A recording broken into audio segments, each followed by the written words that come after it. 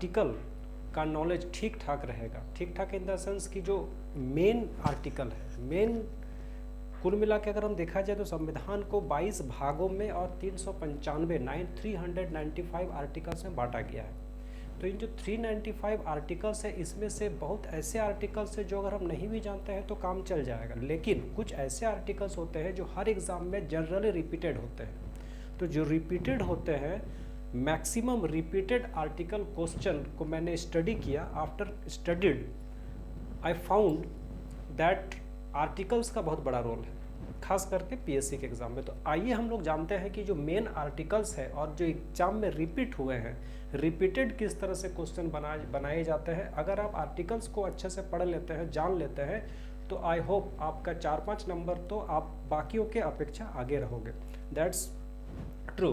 तो सबसे पहले हम लोग समझ लेते हैं कि जो हमारा कॉन्स्टिट्यूशन है, कॉन्स्टिट्यूशन को हमारा 22 भागों में पार्ट 22 है और आर्टिकल्स 395 है। उसके बीच में कुछ और भी पार्ट को अलग अलग करके बीच में संशोधन करके कुछ और भी ऐड किया गया है। तो उस पर अभी हम नहीं चलेंगे, क्योंकि बहुत सारा ऐसे भी है, जैसे कि अगर आप देखिएगा कि जो फंडामेंटल ड्यूटीज़ है, फंडामेंटल राइट्स अलग है, फंडामेंटल ड्यूटीज़ अगर है तो वो 51, आपको याद रखना है कि आर्टिकल 51 के तहत उसमें ए से लेके जे तक अलग अलग करके उसको पार्ट वाइज किया गया है। तो ऐसे और भी बहुत सारे हैं उपबंध। तो आइए हम लोग समझते हैं सबसे पहले जो संविधान है। संविधान हमारा सबसे पहले आप जानते हैं कि ये जो है ना हैंड रिटन है, इसमें कोई भी आपका ना टाइपिंग हुआ है ना टाइप राइटर का प्रयोग होगा, ये पूरी हैंड रिटन है। और इसको लिखने वाले जो है उनका नाम क्या है, प्रेम बिहारी रायजादा, जो 6 महीना के अथक प्रयास से संपूर्ण संविधान को अपने हाथों से लिखे हैं।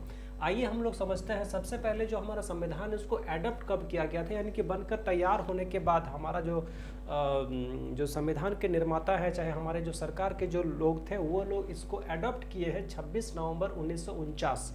26 नवंबर 1949 को our constitution has been adopted, but it implemented entire the country in on 26th of January 1950. There is a story behind the 26th January because Pandit Jawaharlal Nehru has celebrated on 26th January 1930 that our country is completely Swaraj, our own country, our own rule.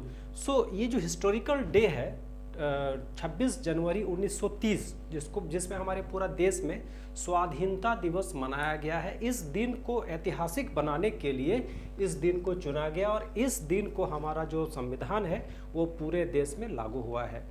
Okay, हम कह सकते हैं कि the constitution came into force, okay, came into force on 26th of January 1950 in our country।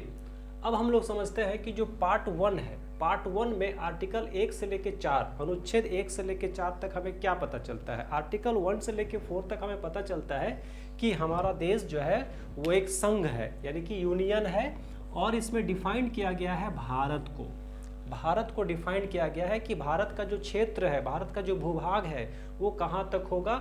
उसके अलावा formation of state, हमारा जो देश है, हमको पता है कि हमारा जो देश है अभी तत्काल में at the present time 28 states and 8 UT union territories में बटा हुआ है। तो ये जो स्टेट्स है, स्टेट का जो फॉर्मेशन होगा, कैसे होगा, ये किस में डिफाइन किया है, आर्टिकल 1 से लेके 4 तक के बीच में इसको डिफाइन किया गया है।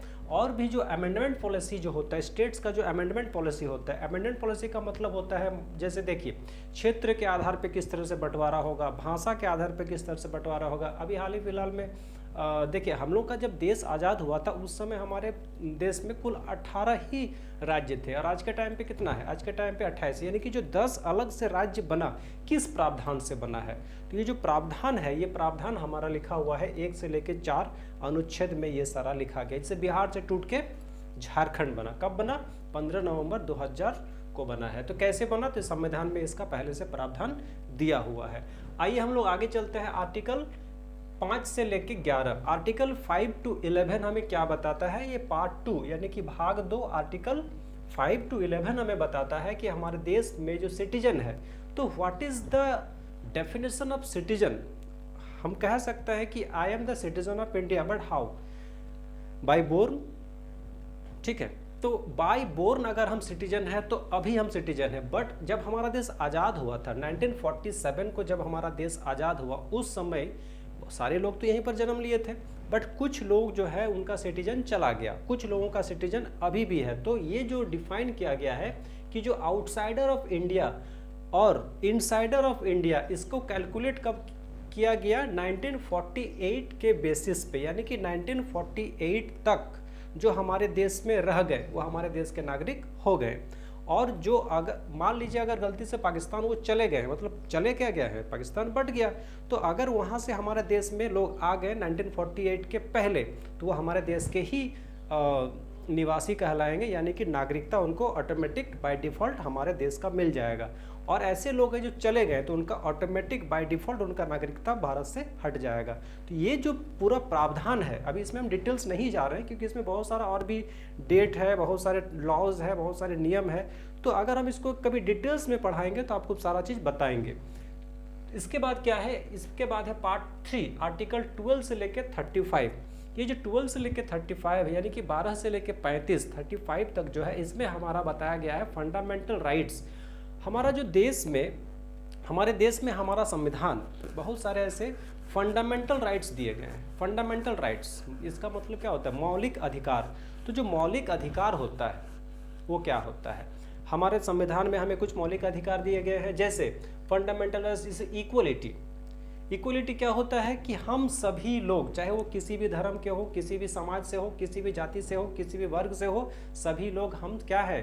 संविधान के समक्ष और कानून के समक्ष समान है। उसके बाद क्या है? लिबर्टी, हमें आज़ादी मिला हुआ है। क्या आज़ादी मिला हुआ है? बोलने की आज़ादी, सोचने की आज़ादी, धार्मिक कोई भी धर्म को मानने की आज़ादी, पढ़ने की आज़ादी, पूरे देश में कहीं भी घूमने की आज़ादी, कुछ भी पहनने की आज़ादी। ये सब जो आज़ादी हमको मिला हो, ये भी क्या मिला हुआ है? संविधान के 12 से लेकर 35 के बीच में मिला हुआ। उसके बाद एबोलाइज्ड ऑफ द टाइटल, हमारे देश में आज के टाइम पे कोई भी उपाधि, टाइटल जो है, उसके पहले हमारे देश में कुछ टाइटल हुआ करते थे, जैसे राजा, महाराजा, सम्राट, एकराट, ये सब आज के समय पे नहीं चलेगा।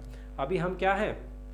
अभी हम सिर्फ देश के नागरिक हैं। हाँ, कुछ जगह में अभी भी उपाधि है, जैसे कि डॉक्टर का उपाधि अभी भी है। अगर आप पीएचडी होल्डर हैं, स्कॉलर हैं, तो आपको पीएचडी को उपाधि मिलता है। अगर आप सेना में हैं तो आपको जनरल का उपाधि मिलेगा, कर्नल का उपाधि मिलेगा, लेफ्टिनेंट का उपाधि मिलेगा। कुछ ऐसे और भी है, लेकिन अगर आप देखा जाए इनके अलावा राजा महाराजा का कोई उपाधि अभी हमारे देश में नहीं है। उसके बाद राइट्स अगेंस्ट द एक्सटॉर्शन या एक्सप्लॉइट का मतलब क्या होता है? शोषण। हमारे देश में आज के टाइम पे आप किसी भी लोगों के साथ किसी भी तरह का जाति के बेस पे, धर्म के बेस पे, लिंग के बेस पे, अमीरी या गरीबी के बेस पे किसी के साथ भी भेदभाव, डिस्क्रिमिनेशन नहीं कर सकते हैं। तो ये हमारे संविधान के आर्टिकल 12 से लेकर 35 तक मेंशन किया गया है। उसके अलावा फ्रीडम है। फ्रीडम क्या है? Freedom of speech, freedom of expression, freedom of religion. हमारा आज के समय पे आज़ादी है, आज़ादी मिला हुआ है, संविधान से आज़ादी मिला हुआ है कि हम कोई भी धर्म को मान सकते हैं, कुछ भी बोल सकते हैं, किसी के पक्ष में बोल सकते हैं, किसी के विपक्ष में बोल सकते हैं, हम अपने हिसाब से कोई भी पार्टी बना सकते हैं। ये सब जो आज़ादी है हमारे देश में ही मिला हुआ है। अगर आप देखेंगे तो अन्य देशों में ये सब आज़ादी आपको नहीं मिला है। उसके बाद अगर हम बात करें आर्टिकल 4 में पार्ट 4 आर्टिकल 36 से लेकर 51 तक जो है, इसको बताया गया है DPSP। इसका मतलब क्या होता है? इसका मतलब होता है directive principle of states policy, यानी कि जो भी स्टेट होगा, जो भी राज्य होगा हमारे देश में, उनको कुछ खास अधिकार दिया गया है कि how to run your state by your own policies, by your own terms and condition. मतलब राज्यों का सरकार जो होता है, राज्य का जो मुख्यमंत्री होगा, राज्य का जो राज्यपाल होगा, उनको कुछ खास अधिकार दिया गया है, वो इसमें मेंशन किया गया है। उसको हम लोग हिंदी में क्या बोलते हैं? उसको बोलते हैं राज्य के नीति निर्देशक तत्व। नीति निर्देशक तत्वों के द्वारा इसमें बताया गया है कि किस तरह से राज्य का गठन होगा, राज्य में पंचायत का गठन होगा, राज्य में राज्य सरकार किस तरह से एम्प्लॉयमेंट देंगे, एम्प्लॉयमेंट में लोगों का सैलरी क्या होगा, उन लोगों का सिटीजनशिप किस तरह से क्या कहलाएगा, उसमें जो रहने वाले लोग हैं SC, ST, OBC, जनरल, जितने भी वर्ग हैं, उन लोगों को सरकार के तरफ से किस तरह से सुविधाएं दी जाएंगी, किस तरह से आरक्षण दिया जाएगा, ये सब राज्य सरकार के हित में है। और इसके अलावा अगर हम बात करें तो 51 में एक चीज़ और एडेड है जिसको हम लोग बोलते हैं आर्टिकल 51 में ए से लेके जे तक फंडामेंटल ड्यूटीज़। फंडामेंटल, देखिए अभी हम लोग बात कर रहे थे फंडामेंटल राइट्स का। भारत सरकार या फिर संविधान के द्वारा हमें इतने सारे अधिकार दिए हुए हैं, तो जितने अधिकार दिए हुए हैं तो हमारा भी ये फर्ज बनता है, वी हैव सम ड्यूटीज़, कि जो जब हमको अधिकार मिला है भारत के तरफ से, भारत के संविधान के तरफ से, तो हमारा भी कुछ ड्यूटीज़ यानी कि कुछ कर्तव्य बनता है भारत के लिए। तो ये भी इसमें मेंशन किया हो गया है। आपको हम बता दें कुछ ऐसे ड्यूटीज़ है जैसे कि हमारे जो राष्ट्रीय धरोहर है उनका सम्मान करना, हमारे जो राष्ट्रीय भक्त, हमारे जो राष्ट्रीय आंदोलन के जो प्रणेता जैसे महात्मा गांधी हो गए, भगत सिंह हो गए और भी अन्य जो भी हैं, उन लोगों का हम सम्मान करें। हमारा जो राष्ट्रीय तिरंगा झंडा है उसका हम सम्मान करें। हमारा जो राष्ट्रीय संपत्ति, जो देश के संपत्ति है, उसका हम लोग रक्षा करें। ये कुछ हमारा कर्तव्य संविधान के द्वारा हमें बताया गया है, इसको बाद में जोड़ा गया है। उसके बाद अगर हम बात करें पार्ट 5 में आर्टिकल 52 से लेके 151 तक हमें क्या बताता है कि अब हमारे देश को चलाना है। तो देश को जो चलाना है तो चलेगा कैसे, उसके लिए कुछ प्रावधान किए गए हैं। और इस प्रावधान में 52 से लेके 62 तक मेंशन किया गया है कि हमारे देश का जो सर्वोच्च पदाधिकारी होगा वो कौन होगा, तो प्रेसिडेंट होगा, राष्ट्रपति। ये 52 आर्टिकल 52 में ये मेंशन है। उसके बाद राष्ट्रपति का इलेक्शन होगा, राष्ट्रपति का कुछ पावर होगा, राष्ट्रपति का टेन्योर होगा। एक राष्ट्रपति का जो चुनाव होगा, चुनाव के बाद वो कितने समय तक रहेंगे, जो पदावधि होता है, ये आर्टिकल 56 में मेंशन किया गया है। उसके बाद अगर राष्ट्रपति यानी कि president is not able to take the charges, is not able to work properly, then the parliament have the authority to take the impeachment policy against the president। यानी कि राष्ट्रपति अगर सही से अपना भूमिका नहीं निभा पा रहे हैं तो उसे महाभियोग, एक टर्म है महाभियोग, तो ये जो महाभियोग लाने का जो प्रक्रिया है ये संसद में होता है। ये हम लोग राष्ट्रपति का जब क्लास पढ़ेंगे तो उसमें हम इसको आपको बताएंगे। इम्पीचमेंट का जो पॉलिसी है ये आर्टिकल 61 के तहत लाया जा सकता है राष्ट्रपति के खिलाफ। उसके बाद 63 से लेकर 69 में मेंशन है कि हमारे देश में एक वाइस प्रेसिडेंट होगा यानी कि उपराष्ट्रपति होगा। और आर्टिकल 70 में बताया गया है कि जो प्रेसिडेंट का वर्क है यानी कि राष्ट्रपति का क्या काम होगा। राष्ट्रपति का क्या काम है, राष्ट्रपति का काम है दोनों सदनों को समान रूप से चलाना। जो मिनिस्टर्स हैं, जैसे सरकार है तो सरकार का गठन करना, प्रधानमंत्री के साथ परामर्श करना, उनके और भी बहुत सारे, कार्यपालिका का अलग काम है, विधायिका का कुछ अलग काम है। तो राष्ट्रपति का जब हम लोग पढ़ेंगे तो उसमें मेंशन करेंगे कि क्या क्या वर्क होता है। उसके बाद एक बहुत ही इंपॉर्टेंट आर्टिकल है 72। ये आपको याद रखना है कि आपको पता है कि high court, supreme court, civil court, कोई भी कोर्ट हो, अगर किसी व्यक्ति के खिलाफ किसी भी तरह का सजा अगर दे दिया गया है तो only president can change the जो भी सजा मिलता है उसको सिर्फ प्रेसिडेंट ही चेंज कर सकते हैं। और ये आर्टिकल 72 में मेंशन है।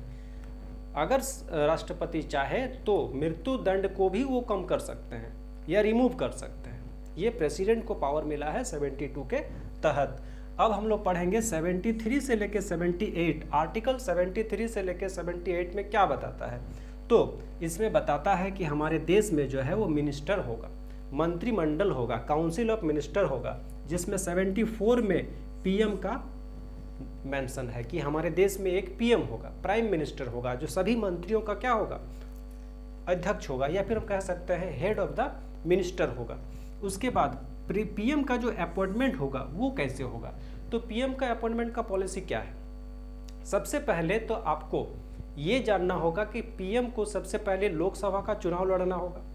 लोकसभा का चुनाव लड़ने के बाद जिस दल का सबसे ज़्यादा सीट्स आएगा यानी कि बहुमत होगा, तो वो बहुमत जब होगा तो वो सब रिटर्न करके प्रेसिडेंट को जमा होगा। उसके बाद जितने भी लोग जो जीत कर आएंगे, जो बहुमत का सरकार बनाएंगे, उनमें से ही किन्हीं एक को प्रधानमंत्री पद के लिए चुन लिया जाता है और वो किसके समक्ष जमा किया जाता है, प्रेसिडेंट के समक्ष जमा किया जाता है। और फिर प्रेसिडेंट बुलाते हैं सरकार का गठन करने के लिए, फिर वो व्यक्ति पीएम का पद को ग्रहण करते हैं।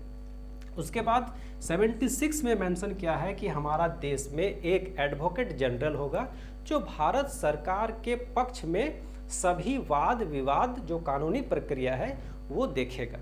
ठीक है, आप इन सभी का नाम हमारे जो भी हमारे देश में अभी जो पीएम है उनका नाम, हमारे देश में जो उपराष्ट्रपति है उनका नाम, हमारा जो राष्ट्रपति है उनका नाम, जो हमारे एडवोकेट जनरल है महान्यायवादी उनका नाम, ये सब आप जरूर नोट कर लीजिएगा। आगे हम इनका सारा नाम आपको बताने वाले हैं। उसके बाद आपको पता है कि जो 77 है, 77 में क्या है कि फंक्शन ऑफ सेंट्रल गवर्नमेंट, हमारा जो सेंट्रल गवर्नमेंट होगा उनका फंक्शन क्या होगा। उसके बाद 78 में बताया गया है कि जो प्राइम मिनिस्टर होगा, जो प्रधानमंत्री होगा, उसका क्या ड्यूटी होगा भारत के लिए, यानी कि देश के लिए जो भी प्रधानमंत्री होगा उनका क्या ड्यूटीज़ होगा, क्या वो कर सकते हैं और क्या नहीं कर सकते, ये संविधान में मेंशन किया है। उसके बाद अगर हम बात करें आर्टिकल 70, तो इसमें बताया गया है कि हमारे देश में एक पार्लियामेंट होगा, एक संसद होगा और उस संसद के 2 सदन होंगे। जो पहला सदन होगा वो आर्टिकल 80 में बताया गया है और उस सदन को बोलते हैं राज्यसभा। राज्यसभा जो होता है वो होता है हायर हाउस, और जो लोकसभा होता है वो 81 में मेंशन है, उसको बोलते हैं लोकसभा।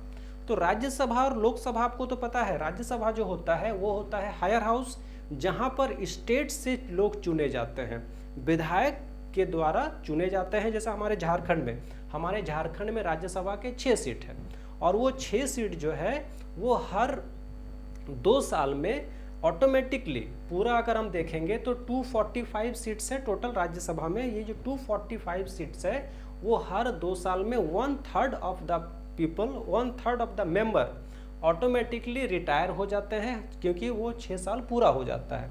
कोई भी जो राज्यसभा के सांसद होते हैं उनका टेन्योर 6 साल का होता है, लेकिन हर 2 साल में राज्यसभा का जो मेंबर होता है उनका हर 2 साल में ऑटोमेटिक 1/3 रिटायर हो जाते हैं। लेकिन लोकसभा का अगर हम बात करें तो लोकसभा का इलेक्शन हर 5 साल में होता है और हर 5 साल में पूरा लोकसभा विघटित हो जाता है। लेकिन राज्यसभा ऐसा नहीं होता है, राज्यसभा कभी भी विघटित नहीं होता है। राज्यसभा हमेशा चलने वाला एक संस्था है, इसलिए इसको हायर हाउस कहा जाता है। और जो लोकसभा होता है, लोकसभा लोअर हाउस कहा जाता है। लोकसभा का जो लीडर होता है वो प्राइम मिनिस्टर होता है और राज्यसभा का जो लीडर होता है वो जिस दल का सरकार चलता है उस दल का जो अध्यक्ष होते हैं वो ऑटोमेटिकली राज्यसभा के लीडर होते हैं। अगर हम अभी देखेंगे तो लोकसभा के जो लीडर हैं वो हमारे प्रधानमंत्री कौन, नरेंद्र मोदी जी हैं। और अगर हम बात करें लीडर ऑफ अपोजिशन, तो लीडर ऑफ अपोजिशन में अभी राहुल गांधी जी हैं। हमारे लोकसभा में टोटल कितने सीट्स हैं, तो टोटल सीट्स हैं हमारे टोटल 550 है, लेकिन प्रेजेंट्स में 543 ही हमारे लोकसभा सांसद चुने जाते हैं। अगर हम राज्यसभा का बात करें तो राज्यसभा में टोटल 250 सीट है, लेकिन अभी हमारा 243 सीट ही चुने जा रहे हैं।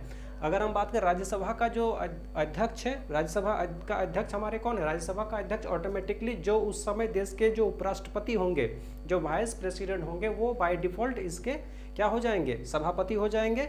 अगर हम बात करें लीडर, तो राज्यसभा का लीडर कौन होता है, अभी जो हमारे देश में भारतीय जनता पार्टी का सरकार है, तो भारतीय जनता पार्टी के जो राष्ट्रीय अध्यक्ष हैं, अभी हमारे राष्ट्रीय अध्यक्ष कौन बने हैं, नितिन नवीन जी बने हैं। तो नितिन नवीन जी हमारे राज्यसभा के लीडर हैं। और अपोजिशन में जो है हमारा जो विपक्ष के नेता हैं, विपक्ष में कौन सी पार्टी है, INC, इंडियन नेशनल कांग्रेस।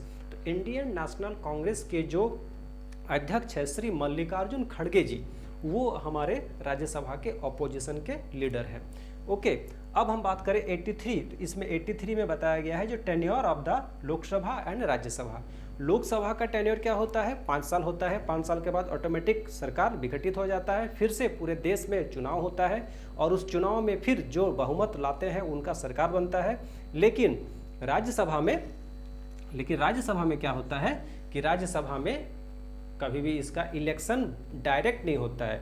मतलब देखिए, लोकसभा में क्या होता है कि डायरेक्ट इलेक्शन होता है, मतलब people choose their member of parliament. हर 10 लाख लोगों में एक सांसद होता है जो लोकसभा में जाता है और उन 10 लाख लोगों के बिहाफ में वो अपना समस्या, उन 10 लाख लोगों का जो समस्या होता है वो लोकसभा के समक्ष रखते हैं और वो फिर उस पर काम होता है। तो लोकसभा, राज्यसभा, संसद, पार्लियामेंट, राष्ट्रपति, उपराष्ट्रपति का जो रोल है, भूमिका है, वो हम लोग आगे और चर्चा करेंगे। उसके बाद हम देखेंगे कि जो एलिजिबिलिटी ऑफ एमपी, जो मेंबर ऑफ पार्लियामेंट होता है, उनका योग्यता क्या होता है। उनका योग्यता यही होता है कि कम से कम अगर देखें तो राज्यसभा के लिए 30 साल और लोकसभा के लिए 25 साल होना चाहिए। इसके अलावा ये आर्टिकल 84 में मेंशन किया गया है, पागल नहीं होना चाहिए, दिवालिया नहीं होना चाहिए, भारत का नागरिक होना चाहिए। ये कुछ टर्म एंड कंडीशन है to become a member of parliament. उसके अलावा आपको नेता बनना पड़ेगा, ठीक है।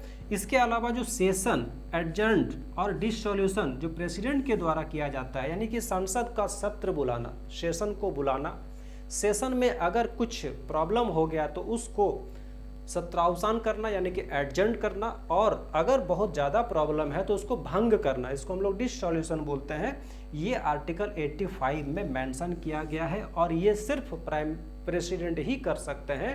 प्रेसिडेंट के पास ये पावर है कि वो संसद को बुला भी सकते हैं, एडजर्न भी कर सकते हैं और डिसोल्यूशन भी कर सकते हैं।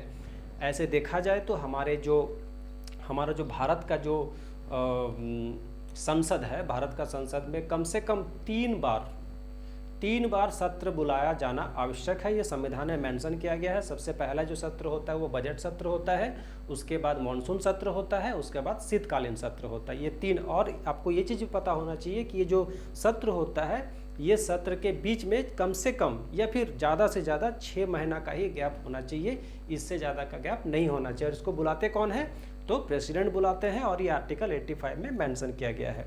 उसके बाद जो राज्यसभा होते हैं, राज्यसभा का जो चेयरमैन होता है वो चेयरमैन बाय डिफ़ॉल्ट आर्टिकल 89 के तहत जो भी उस समय के उपराष्ट्रपति होंगे वो उस राज्यसभा के क्या हो जाएंगे, सभापति हो जाएंगे। अभी हमारा जो देश का राष्ट्रपति है, राष्ट्रपति द्रौपदी मुर्मू जी हैं, और हमारे देश का भी उपराष्ट्रपति कौन है, तो उपराष्ट्रपति अभी रिसेंटली चेंज हुए हैं, सीपी राधाकृष्णन जी जो है वो हमारे देश के अभी उपराष्ट्रपति बने हैं। तो राज्यसभा का जो सभापति है वो भी कौन है, सीपी राधाकृष्णन जी हैं। उसके बाद अगर हम देखें 93, तो 93 में मेंशन किया गया है कि लोकसभा का स्पीकर होगा। अभी हमारे देश में लोकसभा का स्पीकर कौन है, ओम बिरला जी है। उसके बाद 105, आर्टिकल 105 हमें बताता है कि special rights of the parliament के कुछ विशेष अधिकार हैं, ये आर्टिकल 105 के द्वारा बताया गया है। 108 में बताया गया है कि कंबाइंड सिटिंग, यानी कि लोकसभा और राज्यसभा एक साथ बैठेंगे, इसको हम लोग बोलते हैं संयुक्त बैठक।